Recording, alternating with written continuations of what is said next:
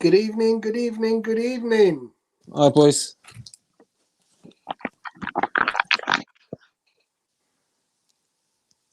Sound check, sound check. All right, I can hear Bertram, you. Can you hear me, loud Tony? and clear. Lovely, loud and clear, Bertram. Loud and clear, Awesome. Tony. Can you hear me, Tom? Very well, thank you, Tony. Yeah. Can hear you loud and clear. All right. I can't be on for too long. I just got back from Leeds, so Okay. if we can talk about Liverpool as quickly as possible. Then I that's thought great, you just want to leave because of how your team is doing, Tony. Oh no. If that was the case, I would have left weeks ago, man. Weeks ago. How you doing? How you doing? Time. Yeah. Hey, Andy. How you doing? All right? All good. Sound check's good. Sound check is good. Okay, guys, we are live, so we won't delay. We'll try and get this wrapped up as soon as possible with Tony having to go. Cool, man. Hit us up, Bertram. Well, good evening, everyone, or good night, wherever you are in the world. Sorry, I apologize for being late. We had some technical difficulties, and I can still see Andy is somewhat frozen, but this is the Premier League show that we bring to you every Friday at this time. I think it's 10 UK time. So thanks for joining us again, and welcome, everyone. Tony, how you doing? How your week been? And I mean, Tony from I'm going to call Tony from Liverpool. How are you doing, Tony? Yeah, I've had a busy week. I've been training up in Leeds, so just for the week. So I've just come back. So I've been tiring, man. Okay. You say training, doing training. Yeah. Training. I had an induction for a new job, so I've been up there. So. Oh, okay. Yeah. And Tony, Mr. Arsenal, how are you doing, Tony? I'm very well, sir. Very well rested. A week off, so no midweek action for my boys. So yeah, very well rested. I hate to ask our enemy how he's doing because he's had a very good week, but I'm going to ask him anyway. Andy, how are you doing? How's your week been? Yeah, a lot happier than I was last week. I can imagine. Well, as you know, guys, what we do is we talk about the results from the previous week. In fact, there are two sets of results: the results from last weekend and the results during the week. And then we'll talk about the upcoming week in terms of our prognostication as to what the outcomes would be. And so we'll jump into it right away. Actually, we're going to start off with. Oh, is Bertram frozen? I think so. Okay. So where was he going to start? I don't know. Maybe if you start off with Liverpool, then I can just do what I have to do. So Liverpool last week, what happens? Tell us, Tone. Look. Oh, here he is. Neil Letts is in the house. Big up, my guy. Hey, welcome, how you Neil. doing? This is you good? one of my good friends. Okay. Neil, welcome to the panel. So Tony, welcome Neil, because you two are both Liverpool fans. Okay. Hey, someone else with some sense. If you have a good perspective from two Liverpool fans, if we think the same way.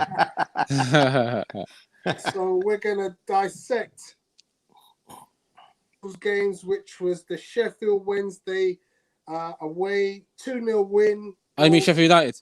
Sheffield United, sorry, my bad. Yeah. So talk to us about that good result from last weekend. Yeah, obviously it was a good result. Playing Sheffield United, obviously they were going to make it hard for us.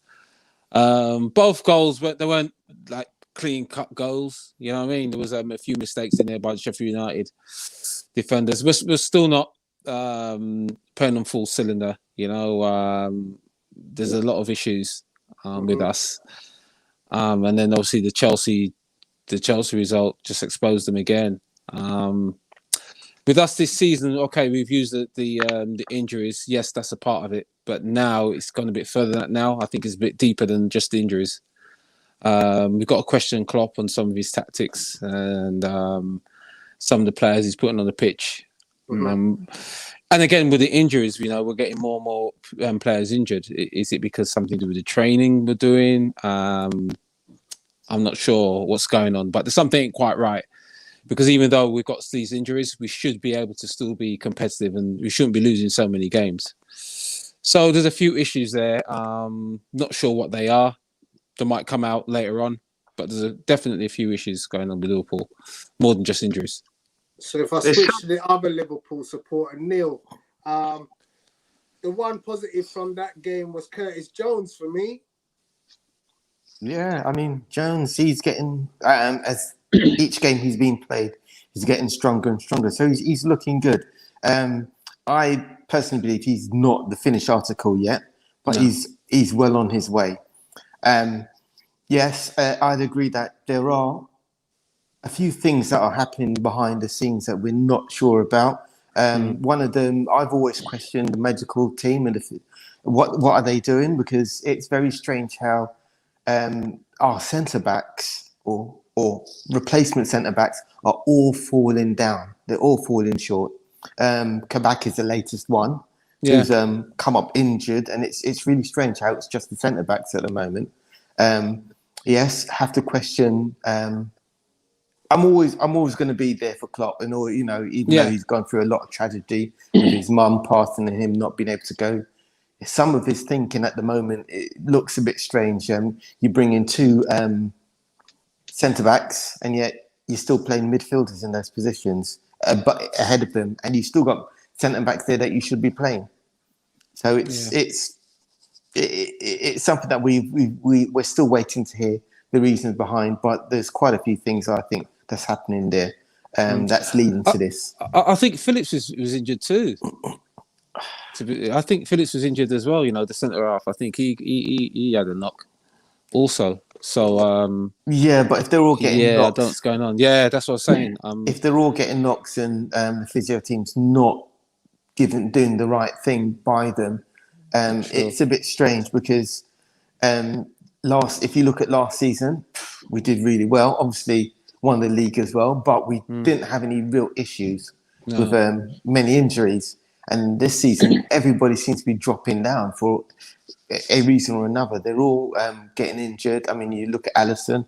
Alisson's also been out for a while as well. Yeah, because his dad.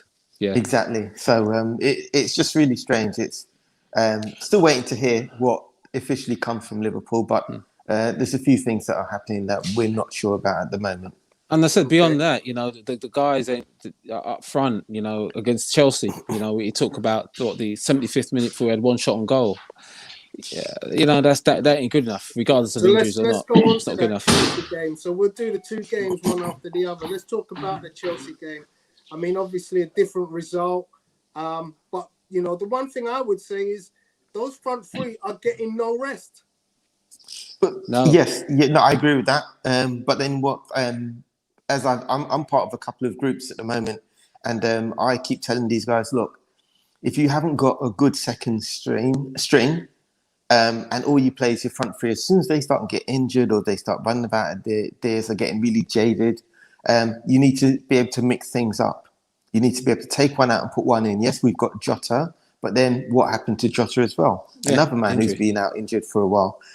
We haven't got anyone to take over from them. I mean, to be realistically, when you look at the front three, their original positions are midfielders. They're not strikers.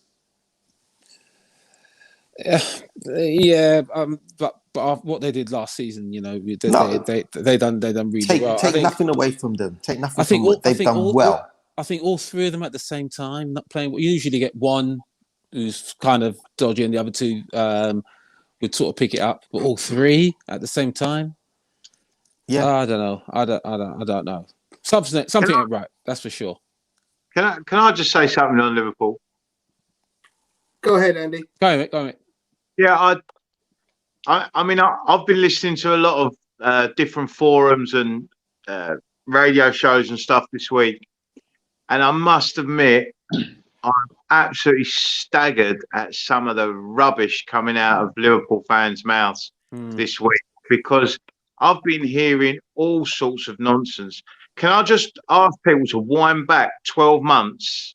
Yeah. Go back 12 months. Liverpool were World Club champions, UEFA Champions League champions, and Premier League champions all at the same time.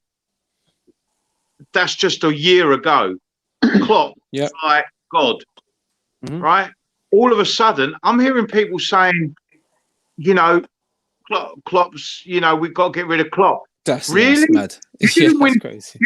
You didn't win the league for 30 years. 30 years. And I'm a Spurs fan, so I know like we haven't won it for 60 before anyone comes back for that. But you didn't win the league for 30 years. Quite frankly, that guy should have a job for as long as he wants. Yeah. You Do you know, know what? he's I won agree the with Premier you. League. He's won the UEFA Champions League. He's won the World Club Championship. Yeah. Last season, you won 26, 27 out of the Games. first 28 games with only one draw. Yeah. Yeah. I mean, you basically won the title without dropping a point, almost before lockdown happened. I mean, it was, and then obviously you came back, and basically since you come back from lockdown, the form hasn't been good enough. No. But No. you already had the title in the bag. And I just think what's happened is that they've had two amazing seasons. They had the season before where they missed out on the title by a Missed point. by a point, yeah. Right. And really Liverpool should have won the title that season, but they just faltered, and City went on an incredible run at the end of the season. Yeah. But I mean, so you had two incredible years, Yeah. and you had all the prizes in club football, not the domestic cups, I've granted, but you had all the major prizes in football that there are to have. And people are talking about the guy. He's been decimated by injuries. Now, I'm not going to excuse that because all teams, Spurs have been decimated by injuries at various times. Arsenal have. All the teams will say we've all had periods where we've been decimated by injuries. So Liverpool should have coped better this season with what they've done. But let's not forget as well, 2 months ago, they were top of the league. Yeah. When we went into the new year, Liverpool were actually top of the Premier League. Yeah. And they went 6 points clear over Christmas. They beat Spurs, who were top, went top, then they won again. Other teams were faltering. Liverpool was 6 points clear 2 months ago. And then all of a sudden, it's collapsed in the last 2 months. But I think it's after Crystal Palace game. I think the 7-0. Since then, you won 7-0, and that was it. Since then, we just can't buy a goal. Yeah. So I just think people have got to have a bit of a reality check. You've had a really bad 2 months. There's no question about that. But calling for people's heads when they've delivered you the best prizes your club's seen for 30 years. That doesn't make sense. No, but you get that though. You get that. You get a lot of fans that also. I call them so-called fans. Yeah, because you're supposed to stick with your team through thick and thin, through your ups and through your downs. Yes, Liverpool are going through a serious down at the moment, but there's no reason to call for Klopp because, as you said, he's done a lot for that team. In the last 5 years, he's brought that team up to where they are now. Yeah, they have a couple bad months, and it's wrong for, as far as I'm concerned, it's wrong for any fan to call for any manager's head after they've had such a great success. I'll say a couple of things actually. One is I think when one say, well, everyone has had injuries, so you can't use injuries as an excuse. It's not an excuse; it's a fact. So you look at Leicester last year, and even Leicester this year. Leicester have 9 players who've been out at various times this year, so they may struggle to make top 4. Look at Liverpool's centre backs. Matip and Gomez are injury prone. It's not surprising they're injured because they're injury prone. Van Dijk is an aberration, right? And he's their best player. He's Liverpool's best player by even a decent distance. So if you lose your 3 centre backs, no matter what anyone wants to say, and then you have to rejiggle your team. So then you move all your midfielders to play centre back. So then you've made yourself weak both in defense and in midfield. Of course, you're going to be challenged. The goals were coming from the wings between Alexander-Arnold and Robertson on the wing. That's where the assists come from. Teams have learned to cope with that and sort of close that down more. So, of course, it's going to be challenged. I would bite off Liverpool's hand to get Klopp as my manager right now and replace Arteta without even a blink and give me a European Championship and give me a Premier League, and I'll take it and wait 5 more years to win another one. Yeah. Absolutely. Yeah. Makes sense. So this concept of Liverpool fans, I hear them in forums talking about Klopp should be fired. What are they drinking? What are they smoking is what I should say, not drinking, because British love to drink. What are they smoking? It makes no sense to me.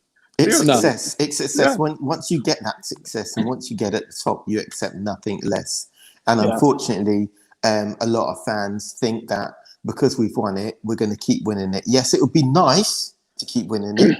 But to be honest, my view, even though I'm clearly a Liverpool fan, the team to beat has always been City. That's the team that everybody should look at and kind of say, look, this is what we need to strive to be, because they have a great first team, and if they lose any of their first team players, they'll just replace them with someone else, and they play just as well, and they're got just two as teams. difficult to beat. But Neil, you don't have $1 billion to spend. Here's another thing too. It is unfair to come anyone else to City. You don't have to have you don't have to have $1 billion, right? What you need to do is, as long as you've got the right manager, and the manager knows how to get the best out of your players, whether they're in the first or second string teams. Yeah, but it does help. That's what you require. Players that cost 60 million. Yeah.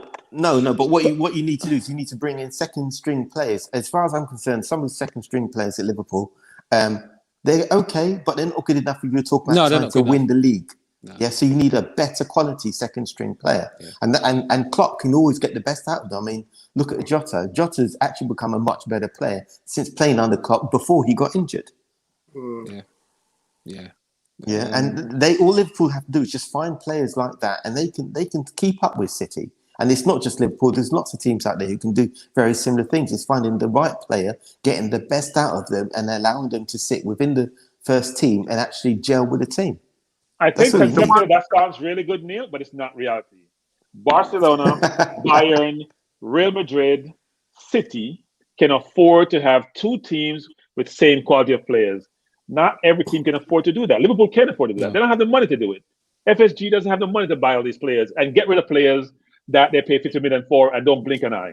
Arsenal has feeling that pain because we have done it, spent 200 million pounds that we've lost, got no return on our money, and end up struggling. You can't afford it. You can take Barcelona and Real Madrid out of that list now. They're in real trouble. Well, Andy's perfect example, right? Money's drying up. They can't do it anymore. Yeah, the maximum we can have is a great 15, 16 players. That's the maximum we can have. Yeah. And the other lot who's in the squad are good replacements to come in. But we're struggling. We've got people like Origi who's got to go. Oxlade-Chamberlain, I'm not sure. I think he's been injured for a while. Just the backups are just not good enough at the moment. That's what I'm saying. You just need a better quality second string team. No, that's all. Not good enough. I've heard enough about Liverpool now. I bet you have. Let me just say one thing about Liverpool though. The one thing they do have to address, the one thing that is a serious problem there at the moment, is the front three. Yeah. Because they are still getting the ball and they are still in positions where they can create chances. But something is going on there, and I've heard rumours. Well, I mean, it's more than rumours because it's been mentioned before, but there is something going on, I believe, between Mane and Salah. Yeah. There is definitely an issue between the two of them because and at the moment, neither of them are performing. No. But Andy, here's one thing, Andy, which is Salah got taken off during the week and he lost his mind, basically. That the ego thing is also a problem. So if you get replacements for them, as Neil and Tony are saying, and they don't play every game, they're still very upset and they're still going to create tantrum. Yeah, because Mane did it the other time, didn't he? Mane lost it the other week when he came off. There's been rumours. There's been rumours circulating that Mane won't go down in the penalty area and get penalties because he doesn't want Salah to score penalties. That was one of the rumors. I heard that rumor as well, and it was just like when I heard that, I just shook my head. That sounds ludicrous. I don't know. That's ludicrous. I don't know, man. I mean, I'm not a Liverpool fan. I'm saying that the rumour is out there. Yeah, you get all these conspiracy theorists, mate. There's been a lot of conspiracy theorists around lately. Where are we going next? All right, so let's go to well, we go to Arsenal, Leicester. We go to Arsenal. We got to talk about something good. We just talked about Liverpool is struggling. Let's talk about a team who may be on the up and rise. And I said maybe. And I'm actually going to go to Andy. So he can tell us how great we were. No, I mean, Arsenal versus Leicester, we won 3-1. Arsenal were as good as Leicester were bad. That's what I will say. Okay. But no, I mean, Arsenal played very well at Leicester at the weekend. But it was a tepid performance from Leicester. I wasn't that impressed with them. But at the end of the day, you go away. You got to do the job. And you did the job well, and you won well and deserved it. So I mean, fair play. I choke on my words a little bit when I'm complimenting Arsenal, but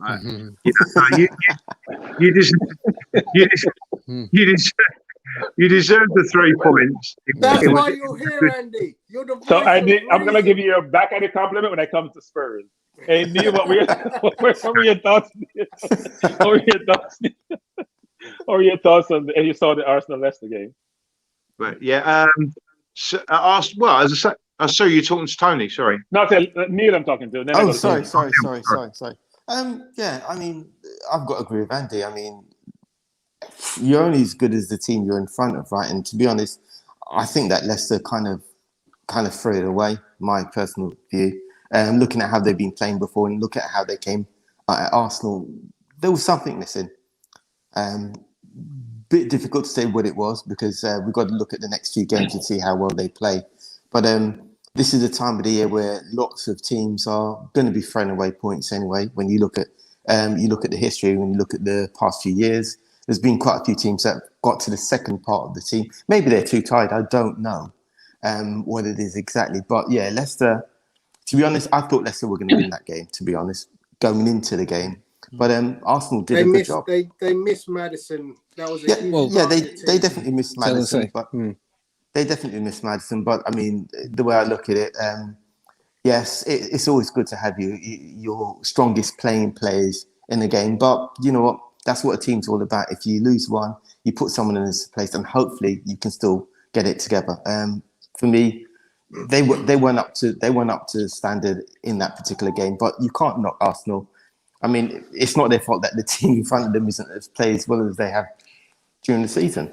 And Arsenal did a job on them. And do you know what? Fair dues, they did well. Liverpool, Tony, any perspective?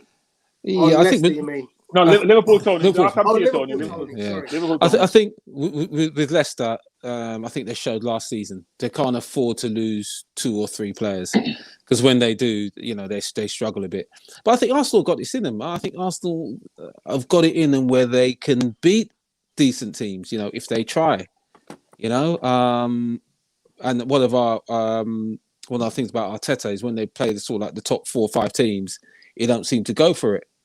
But I think Arsenal got it in them, and Leicester, as I said, if they lose 2 or 3 of their best players, they struggle a bit. But Arsenal deserve to win it. Can't knock them. Can't knock the Gooners. Yeah, and Arsenal, Tony, you're not allowed to say Leicester were weak.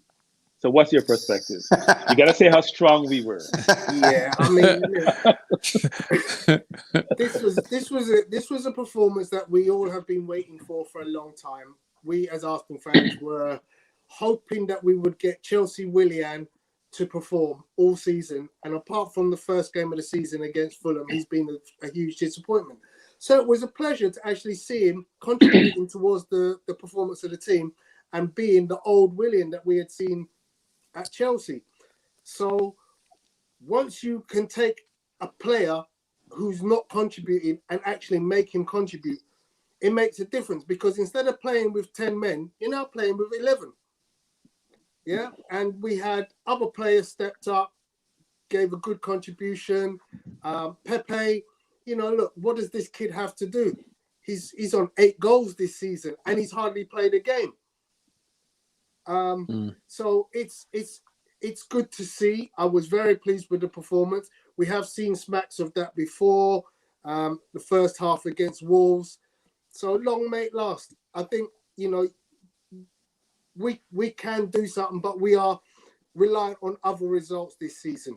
And I think Andy mentioned it. Other teams are going to drop teams, or was it Neil who said it? Other teams are going to drop points. It's that point in the season, isn't it? Yeah. Yeah. So I just say the last word on that game, which is a couple of things. One is you mentioned William, which was pleasing. He hasn't turned up all season. You mentioned Pepe, who's playing better, playing with more confidence, having a much more rounded game. But what was most important, actually, is that Abba didn't really play in that game. He played just a couple of minutes.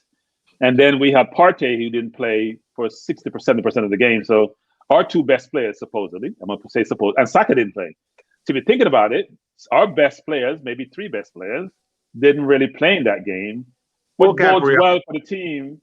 Well, I think Gabriel has been up and down since he got the red card against Leeds. He's been up and down. He hasn't been the same consistent Gabriel, actually.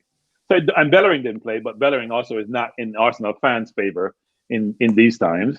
So you see, three of our better players didn't play, and we still play well against Leicester because I think Arteta is prioritizing the Europa League. But it may give them some momentum going forward, and we'll see what happens with Burnley tomorrow. So coming to Burnley, I'm going to go to Arsenal, Tony, this time, around the Tottenham performance. Not sure if you saw that game, Tony, but what you thought of Tottenham versus Burnley, where they won 4-0, and Mr. Bale finally took off from golfing and decided to play. Yeah, I mean, to me, Bale looks like the Bale of old. I think I saw your post, Andy, just prior to the game, where you said that this was the chosen four that you wanted to see, or the chosen three. That was last night, but yeah, I mean, we didn't. Mora was in on Sunday. Ali played last night. Yeah. But yeah, that's right. Yeah. But yeah, no, I mean, look, the way you praise us in terms of our performance, I have to give back that same praise to Spurs. Spurs have been playing off and on of late, and we've been more happy to see the off. But we know that you can turn it on, and when you do, that's what we can see. Spurs on their best day, they're a team that can compete with the top four easily, and it's just how consistent will that be over the next set of games, which are, as you said last week, the easiest set of games. Andy? Yeah, I mean, to sort of balance what I said about Arsenal at Leicester, I have to also say that Burnley were pretty poor, defensively against us. So that, I mean, if you give Bale the amount of space they gave Bale and Kane and Son, you give those players space like Burnley did in the first half an hour against us last week, and you're going to be 3-0 down, and they were. And that's what happened. When, last night, Fulham didn't give us as much room as Burnley did. We played very well in the first half last night, but Fulham battered us in the second half last night until when we did a few substitutions, we came back into it late. But I mean, I really thought that Fulham were going to get out of that with a draw, and actually, bar a ridiculous VAR decision and another ridiculous law, they should have had an equaliser last night. I mean, it's a nonsense. It's the law. It was the correct decision by the law, and VAR interpreted the law correctly. But the law is an ass, and that is they're changing that. That's been announced today. IFAB have announced today that rule will go next season. So it's we got lucky last night on that score. Just like earlier in the season, we've been unlucky. With the Dyer one against Newcastle, where he was looking the other way and it hit the back of his arm and stuff like that. I mean, these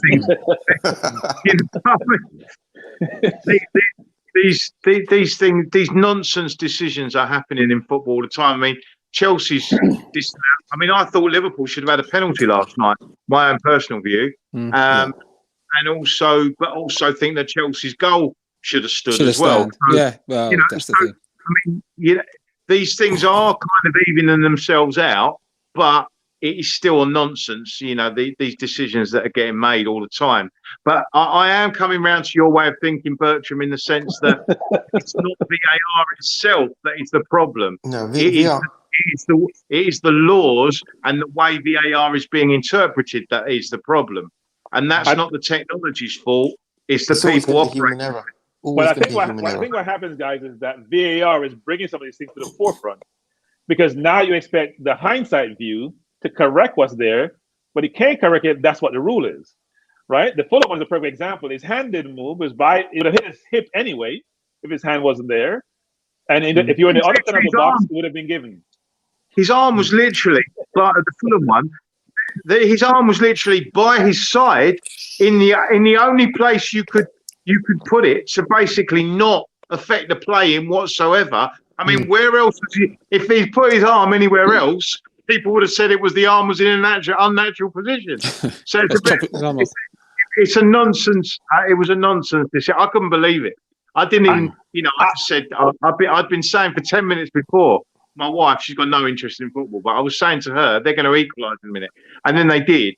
and then it got disallowed, and I couldn't believe it. I was like, well, I'll take it, but it was nonsense.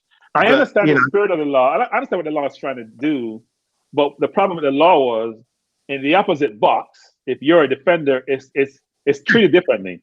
So the law is not equated. It's not equivalent if you're on either side, right? If you're offense or defense. The great thing about it is the laws were supposed to favour the attackers. That was the idea when they've always said the laws were the fact, but actually right now the laws have actually in a bizarre twist. The laws that were designed to favour attackers, they're actually favouring the defenders more than they are their attackers. It's nonsense. It's like Gary Lineker said about the offsides. The offsides now level is in effect offside now, because some part of your armpit hair will be offside, or your toenail will be offside. So really, a striker can't even afford to be level now. He's almost got to make sure he's behind the defender. And I mean, so that's Tony, I say this, Andy, that rule will not change. I'm going to make a prediction here. You cannot have a better rule. No, here's the reason why. So think about it. Do you allow the arm to be allowed? Do you allow the knee? Do you allow the nose? What do you allow to be? Say again? They're pushing for clear daylight. That's what they're pushing for. I don't know what clear daylight means. Again, that's going to be subjective as well. That's going to be someone's opinion, isn't it? Really. No matter what it is and what they change it to, there's always going to be someone who's going to try some and get grey around area. it. And that's what it is. I mean, I look at the offside rule, and I think they're correct. I mean, it does, even if it's a millimetre that the attacker has, it's offside. Yeah, but it shouldn't be your arm. Your arm is nothing. It's nothing to do with it. Where does your arm start? Where does your arm start? Where does it start? It's about being. Is it your elbow? Is it right above your elbow? Exactly. It's about where being exactly fair. does it start? Yeah, it's about being fair. Andy, I agree with you that your arm can't score a goal. Yeah. But what part of the body do you use as a cutoff point? That's the problem. Exactly. And is your arm in line with your body? When you call it? Shoulder. What part of the shoulder? Rear end, just 2 millimeters above where? You can score with your shoulder, can't you? Yes, but where does the shoulder start? Yeah. Look, you're going to complain that his shoulder was just a little bit offside. But my point is, if it's that close, it should go with the original decision. No, you can't, Andy, because what's that close? Yeah, just you got to make. They've made the decision that no part of the body is going to be ahead. Goes to the attacker. That's my view. And your doubt and my doubt are two different interpretations of what that doubt entails and the degree of that doubt. That's the problem. But anyway, we would never stop you here. You're in the strikers union, Andy. Let's go to Chelsea. No, I'm sorry. We've done Chelsea, Liverpool. Come to me. I'll be going in a minute. So okay. Why don't you take? Well, Spurs. there's no good games here because the next one is Spurs Fulham. Go to Spurs Fulham. Spurs Fulham. Yeah, as Andy was saying, Spurs and first half look good, but Fulham are in good form. Yeah, Fulham been playing really, really well. So I'm not surprised that Spurs had to fight for that game. But again, Tottenham with that front four, there's no reason why they shouldn't be winning games and scoring goals. There's no reason whatsoever. I'm not sure Andy might know, but I'm not sure what the hang up is with Tottenham. They seem to be sort of restricted at times. Burnley gave them all the freedom in the world, but it seems that when Spurs score one goal, sometimes they go into their shell. I'm not sure it's with Mourinho. I'm not sure if it's Mourinho who's telling the guys to do that, because you've got Harry Kane, you've got Bailey coming on now, you've got Son, you've got Moore, you've got all those guys flying forward. I'm not too sure why they stop or have to struggle. I think that's down to Tree. Last night we could have been 3 or 4 up, and we didn't stop after we scored the one. They went again and again, and the first half. But there seemed to be a fundamental change at half time, because Fulham changed it. They put an extra body in midfield because we were out muscling them in midfield in the first half, or we were outplaying them, and they changed their shape a bit in the second half. But also, I don't think Spurs can do the press, the high press. We pressed very high in the first half last night, and then we were chasing them down all over the pitch. I don't think Spurs can do it for 90 minutes week in, week out. And so I think what happens is we do it for 45 to 60 minutes, and then we try to get 2-3 up. But if we don't get 2 or 3 up, it's only 1. Then they start dropping back further and further and further and trying to cling on to what they've got. Mourinho will bring Sissoko on after an hour, and then it's all like, well, let's try and hang on to it. Yeah, but that's a Mourinho tactic. No matter what team he's been at, as soon as they go ahead, that's it. They kind of shut up shop. They bring the bus on. It seems to be like a point in the match where it changes from them going for a high press to them thinking that's becoming a bit dangerous now. We'll retreat to the safe space. And I think so they try to get, like, we managed to get 3 up against Burnley. So pretty much after that, whatever you do, you're going to be all right. We got 2 up against City and Arsenal earlier in the season, and then we sat back. But in some of the games where we've only got 1 ahead, and actually Fulham at home was a case in point, we went 1 up. But then we sat back and they got an equaliser at White Hart, at the Tottenham Hotspur Stadium. So last night they could have got the same, but it didn't work out for them last night. I think on balance we did have the most chances last night, and I do think we just about deserved it. But you couldn't have. If you look at shots on target, Andy, they outshot you 3 shots on target to 2. They had 11 shots to your 9. They had 60% possession against 40%. They had 4 corners to 1. So when you look at that, you'd be thinking Fulham were the better team. Yeah. Just on those stats. I think if you actually watch the game, I know what you're saying. But shots. I think that's that. I mean, we could have, they could have been out of sight in the first half, and we didn't put them away, and that gave them a sniff, and to be fair to them, they played very well, and they definitely dominated the second half. Although we did have a spell towards the end once we made some substitutions. Lamela was very good when he came on last night. But part of the problem with Lamela is end product. He looks very good, does lots of very nice sort of dribbles and flicks with the bottom of his sole of his foot and stuff. But then never actually seems to get much end product. But I mean, on the whole, I'm happy. I kept telling you, not to write us off, because people even over a week ago were saying, "Oh, Spurs have got no chance. Yeah. Spurs are out of the race." I said, we win 3 games in a week, the third one being Palace this Sunday, and we're banging there for Champions League. Back in there. But then, of course, we'll have the North London derby next weekend, which I'm sure we'll get to next Friday. We can't wait. Yeah, I mean. Cheers, boys. I'm off. Can't wait. Take care, Tony. Yeah, I'll speak to you guys soon. Take care, Tony. Tony. Thanks, Tony. Yeah, take care. So we'll go to the game starting tomorrow. Thanks, Tony, for joining us. Burnley, Arsenal. And I go to Neil for this one. Your prediction.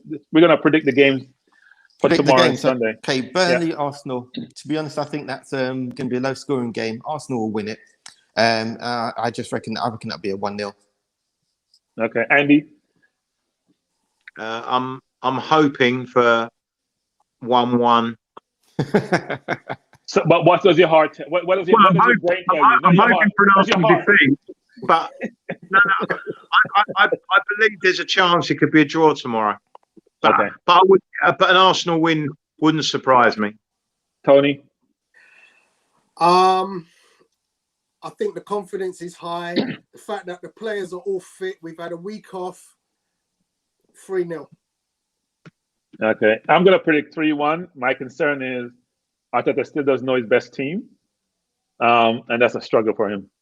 Because the good thing is he didn't have to play his best team last week, and we still got a tune. So, but maybe that was his best team. If we don't play our best team, we should still expect a tune. Burnley will present you with a different problem to Leicester, though. Yeah, but our 2 best games did include Alba and Partey. When we beat Chelsea 3-1, when we beat Leicester 3-1, we didn't have supposedly our 2 best players on the field, which should tell you something. He still doesn't know his best team. I think Laka provide that real forward with the various attributes you need in a player, and it's different from what Alba gives you. So people around him will get involved in the game because he can hold the ball up, he can lay the ball off, versus Aubameyang, who can only play one way, and that's going towards goal. That makes the whole construct different in terms of how you attack. So We'll see. I predict 3-1. Let's go to Aston Villa versus Wolves. Tony? Midlands derby. You know, Aston Villa are a team right now. I don't know what to expect.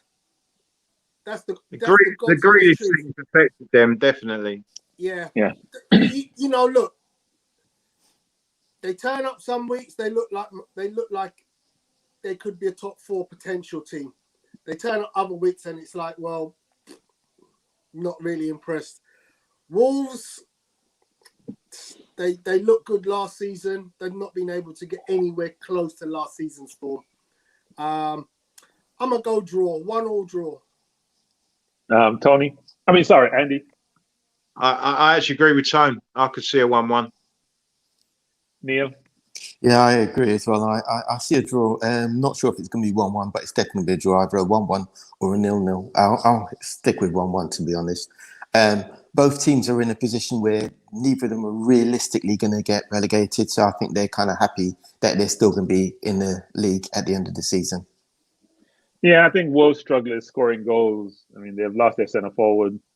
Traore is a good player, but he doesn't score. So that makes it very, very challenging for them. So yeah. I'm gonna predict 2-2 actually, even though they don't score a lot of goals. I'll predict 2-2 tomorrow. Brighton, Leicester. Neil? I'll give that to Leicester, 2-1 to Leicester.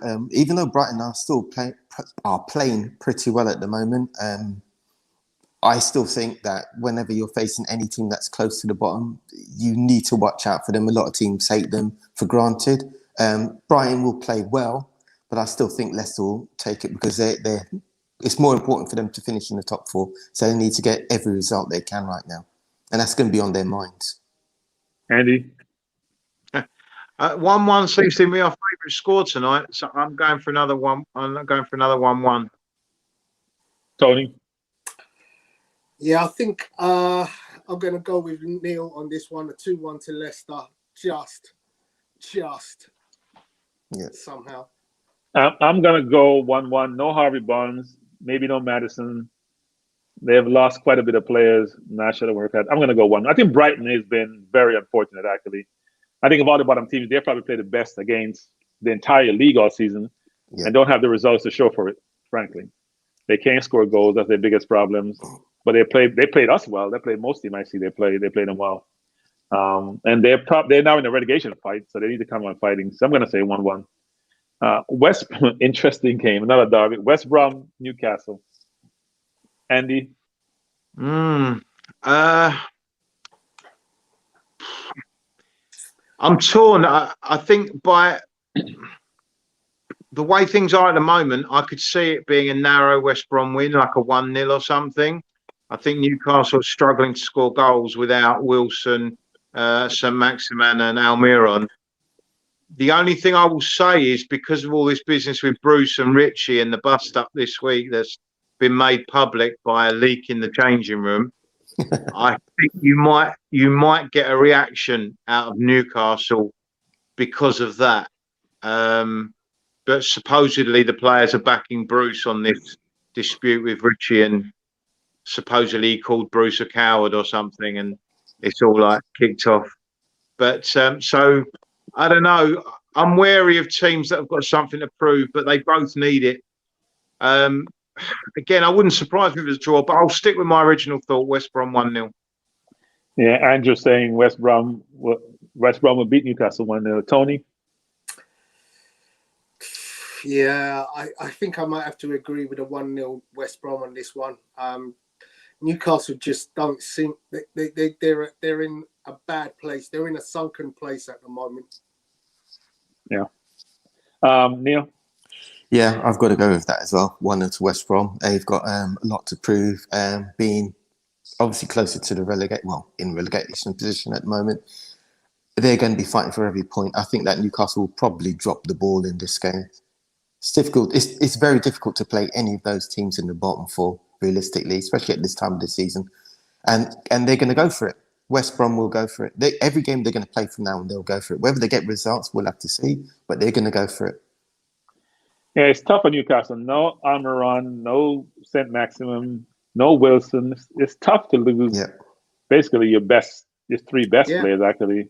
And West From Brom left. does threaten. They probably should have won their last 2 games, maybe even draw the Yeah. last one. They've been playing well, actually. So I want to pick West Brom 2-1 win.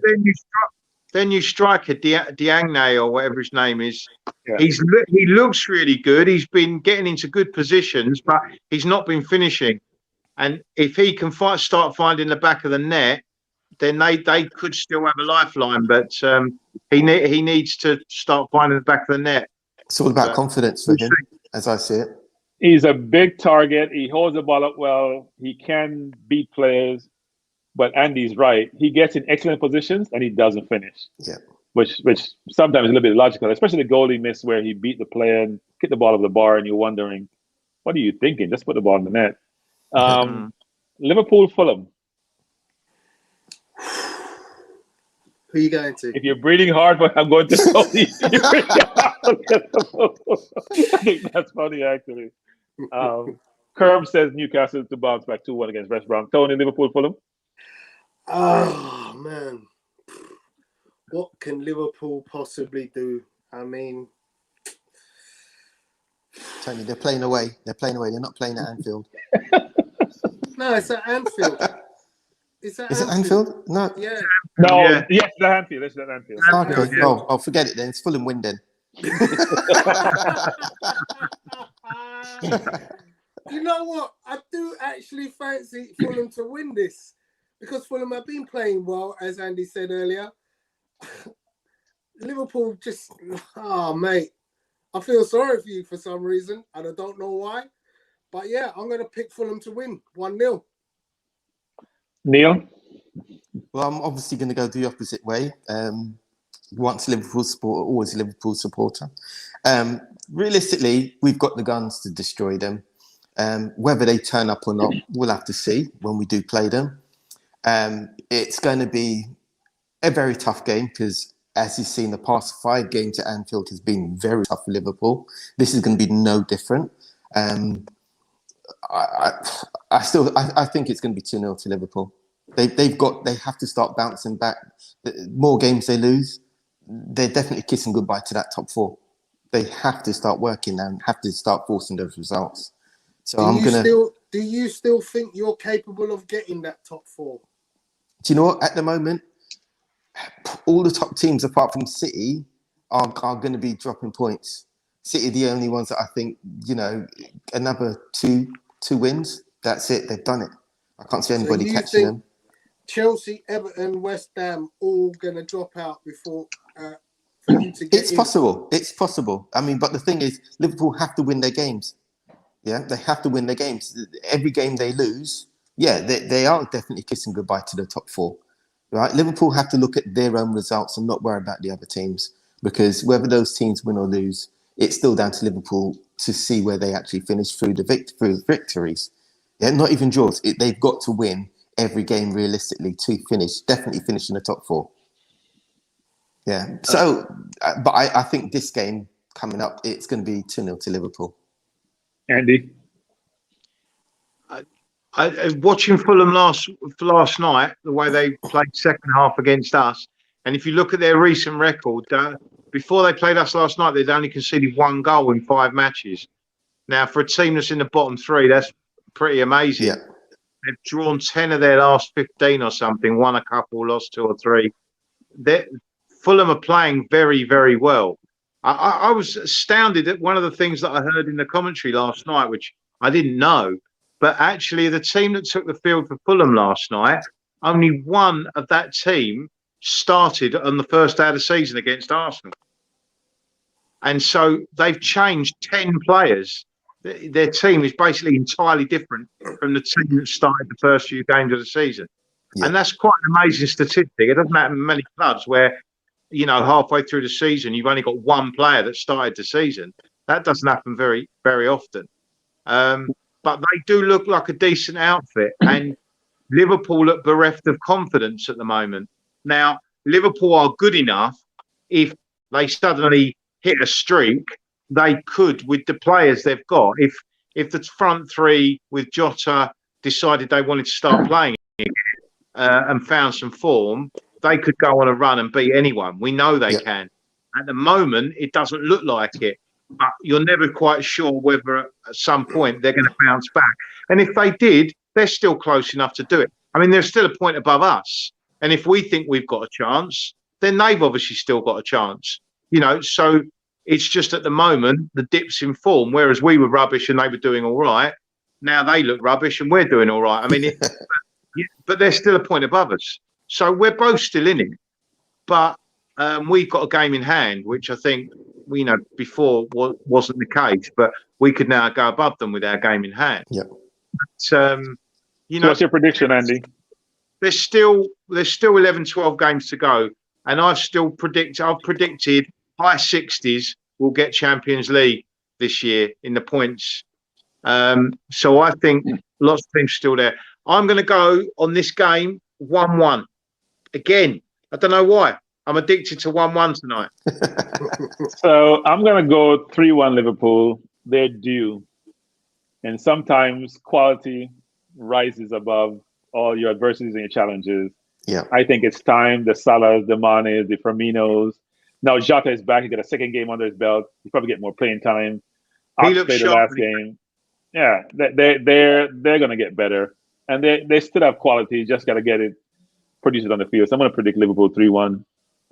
Man City, Man U. Andy. 2-0 City. Neil. 3-1 City. Tony. 1-0 Man United. Okay, so Tony started drinking. It's late. I understand it's late on a Friday night. So Tony's drinking. I'm gonna say 3-1 City. I've always said this since the beginning of the season that I think Fernandes is overrated, and I get grief about that. And I smile thinking, watch him in the big games when it gets really hectic, when the quality is similar. Watch how he produces or doesn't produce. Brilliant when he gets the ball, can make pass with left or right foot, can score a free kick. Most of the goals he scores are penalties. Just watch him how he runs throughout the game. And he's like lazy. He's a better lazy. Lazy is Ozil. It's my favorite player to talk about is Ozil. He's a better lazy, but he's very lazy. So that when a game gets really hectic, just watch how he fades. And I haven't seen him play well in any really big game this season for Man U. Think about all the Big Six games he's played in. Even the Leipzig game, he doesn't play well because you know what? You have to work really hard, and it's not his forte. He likes the ball. He gets the ball a lot. When they don't dominate the position, he can't play well. But anyway, enough about Fernandes. The funny thing is, Man United have the worst record against top six teams of the top six, the traditional top six. They're gonna find a result somehow. And it's a Manchester derby, the noisy neighbours. I know there's no fans, but we'll see. I would say so with Cavani, Tony, but with the way Diaz and Stone are playing, it's very tough, right? Strong, physical, ball playing center half. De Bruyne is back. They are not even playing with a center forward, and they dominate the league. Aguero's been injured. It's hard to beat them, right? And Man U, good team. Pogba is out, and Pogba now is getting much more ratings than he did before. Because when you're missing, you always get that kudos. When you're playing, you're not appreciated. But he plays well in big games. I'm not sure Fernandes does the same. Andy, what's your perspective? I just think United are going through a sticky patch at the moment. I mean, I put up, I think, a stat on the forum earlier in the week where you look at their games against the Big Six, which Tony said earlier. They've only scored once in 7 matches against the Big Six, and that was the penalty they got in the first minute against Spurs, and then we went and got 6. Since then, they haven't scored against any of the the traditional Big Six. 7 matches, they've scored 1 goal, but they've had 5 0-0 draws. Yeah. So basically, they've just decided after getting spanked by Spurs, they decided when we play the big teams. We're not going to concede. We're gonna not concede, and hopefully we'll get a penalty by VAR. That's how they're playing. The problem is he used 2 center midfielders, and as I said, he used McTominay and Fred a lot of times. Matic once in a while. But the problem is Fernandes doesn't dominate as the 10 as he needs to supply Rashford and the Cavani's and Greenwoods of the world. What you were saying about Pogba's interesting because Pogba himself, what hasn't been sensational over a period of time, but he has been better generally this season before he got injured, and he was starting.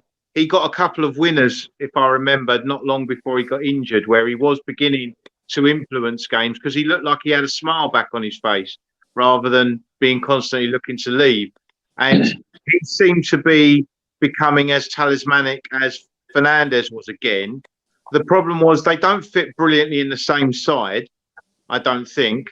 But I do think that what's interesting is how other teams play when Pogba plays.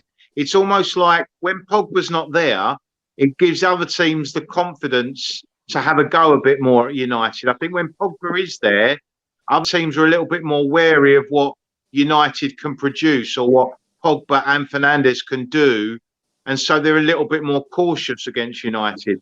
Now Pogba's not there, I think other teams feel that they can get at United a bit easier. Well, I think it's a good observation on your part because I think what happens though is they get more ball possession when Pogba is there. When they have Fred and McTominay, they're playing deeper, so they're not as offensive, so it puts less pressure on the team. But this is the manager who wants to protect the scoreline first before he tries to score. Neil, your perspective? On the game, on the City United. City, Man U. Okay. Looking at it, I mean, for me, watching the past few games, Foden has always been the player that's kind of stuck out for me. I think he's going to run the game, depending on how much game time he gets. Fernandes, I kind of agree. I think he's a little bit overrated. But then, to be honest, he's one of the few players in that United team that actually have been on song. He has got a couple of assists. He has scored a couple of goals, give it penalties. He's the man to watch for United. I think that in this particular game, City are going to dominate. Definitely going to dominate. Yeah, the difficulty with playing City is that you can't touch the ball, which is really interesting. Yeah. You press them and they break your press, and when they press you, you can't break the press. Yeah, so exactly. they press like hyenas. They come as a pack, and you have no gaps. Teams don't understand that though, which is this: every team has vulnerability. So if you press me, you have to have space in between either your forward or pressing and your midfield, or your midfield or your defense, or behind your defense. The question is, can I find that space quicker than you can press me and win the ball back? That's what teams struggle with. So you have to figure out a way to really figure out where that weakness is. And when they played Liverpool always showed that up, right? Yeah. Liverpool could play counter-attacking football against them. Or when they played some other teams, they played Leicester early in the season, and they were playing high and Leicester got behind with Vardy. You have to figure out when I can do it. And your passes over the top have to be spot on. Yeah. So if you play balls on the top and it goes to the keeper, it goes outside, you have to be really calm under pressure to really break that press. We go to Tottenham versus Crystal Palace. I'll go to Andy. 3-0. Wow. Very short. Tony? 2-0 to Spurs. And Neil? I think Spurs are going to win. It's going to be 3-1. I can see Palace scoring. Well, I'm not going to score. A little bit controversial if Zaha doesn't play, I'm not sure they're going to score. But they have played well of late. They have played better defensively. Yeah. I think they'll make it difficult for Spurs to break them down. But it depends on whether Jose plays that front four that he played the last game. I think that front four will come into form and make it difficult for any team. But it's all based on Jose and him trying to pick what is supposedly his best team.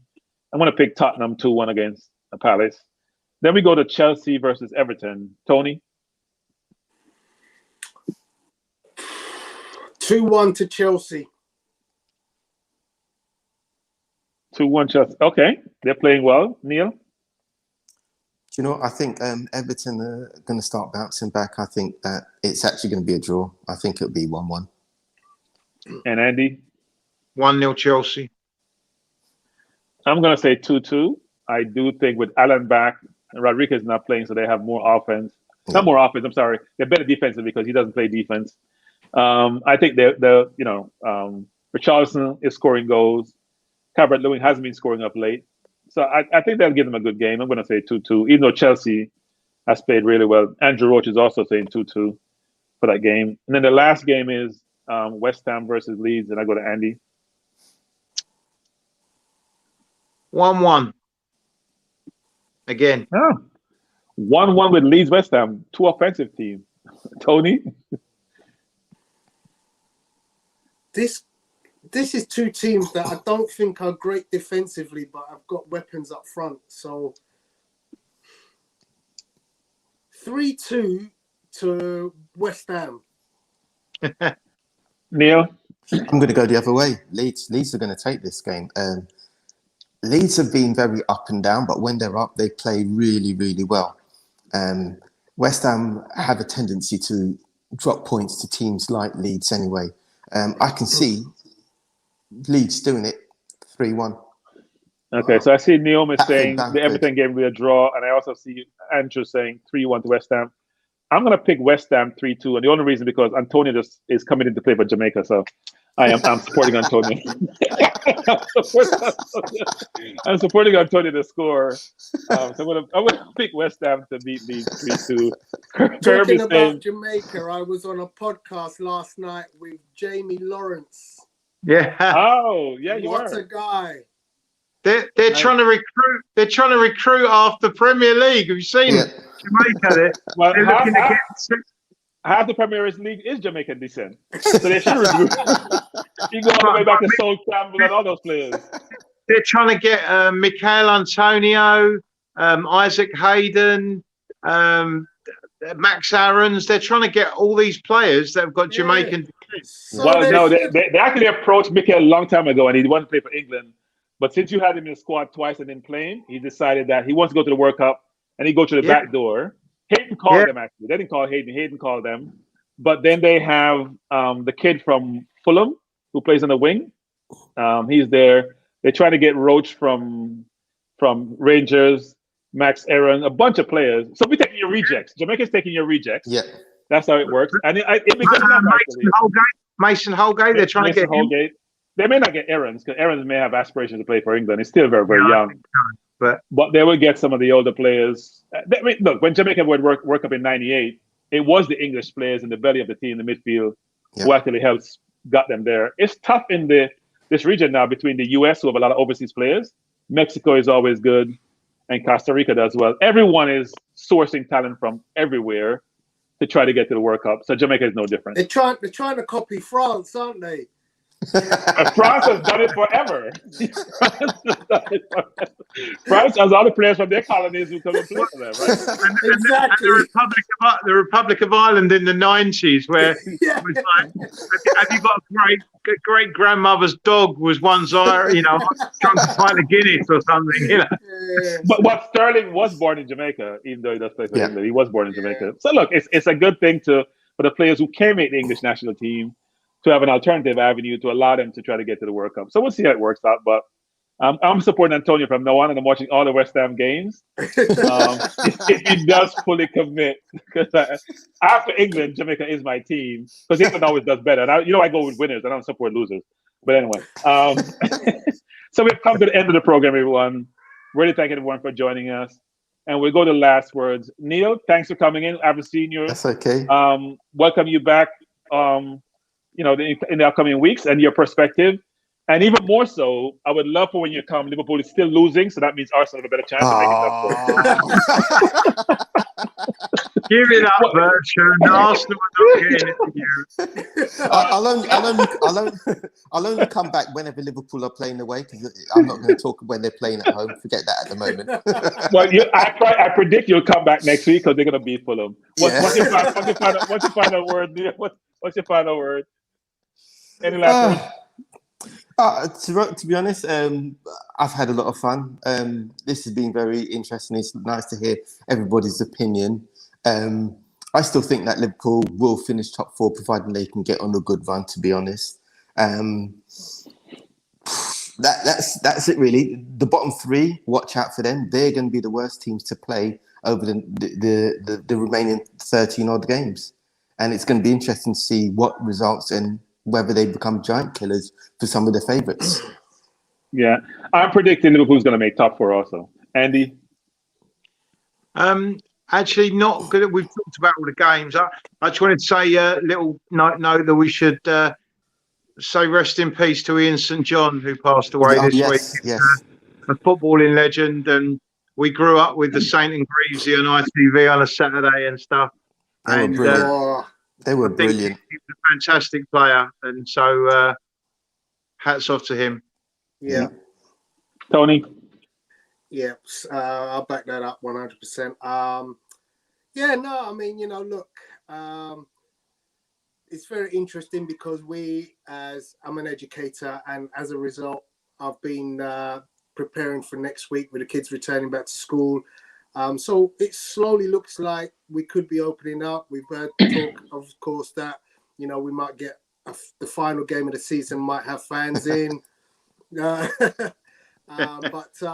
you know, look, the football's coming thick and fast as we come to the end of the season. This is the meat and the drink, the business end, the championship rounds, as they say. So every game has super importance. Enjoy it while you can. I say, you know, playoff football. Yeah, a couple of things. One is I'll say, by the way, Apollo is getting better and should be joining us sometime this month. Good. And if he's totally up to it, so blessed there. Secondly, Coming back, Apollo. Looking forward to you coming back, Apollo, definitely. Secondly, I've always said at the beginning of the season that it's going to be one of the most competitive seasons ever, and it's playing out that way. And top four is going to be unpredictable, just given what all this has transpired. Injuries play a major role. Teams are really shuffling for positioning. The games are coming thick and fast. And sometimes stamina is as important as quality to get to the finish line. So that should be important. And secondly, I would say the UK have done a very good job. The more we think about the government of rolling its vaccine program, I think it's second after Israel. There's a vaccinated citizens. You had one, excellent. I mean, I'm not even close to getting one yet because the industry I'm in, we're getting it sometime this summer. At the moment. They're not at my age group yet. Well, but you're vaccinated over 40% of your population, which is phenomenal. I think Israel has done about 80%. After that, I think it's the US. But at the end of the day, you've had it's like 60-something million people. So that's a great achievement, actually. And hopefully, as you said, you'll be able to get people back into the stadiums come before the summer, actually, late spring, early summer. So that's a good thing. And we get football back to what it normally is, which is fans in the stadium. Yeah. I mean, we'll take a session down a pub any day. Andy. Yeah. We've got the European Championships to look forward to. And it would also be the UK. Maybe a good night on one of them, haven't we, Andy? We have a very good night. The championship is only good if England wins it this time because you have the talent, so there is no excuse about not being able to bring the trophy home. But you haven't brought a trophy home since World Cup was a 66. Yeah. We're gonna be dead and gone, and Andy, you got to figure it out. You got to figure it out before we leave this earth. We have to have England win some major trophy or some major. It's been too long. But thanks everyone for joining us. Really appreciate it. And we'll see you again next week. Well done, Goodbye now. Thanks, guys. Right then. See you later. Bye. I know.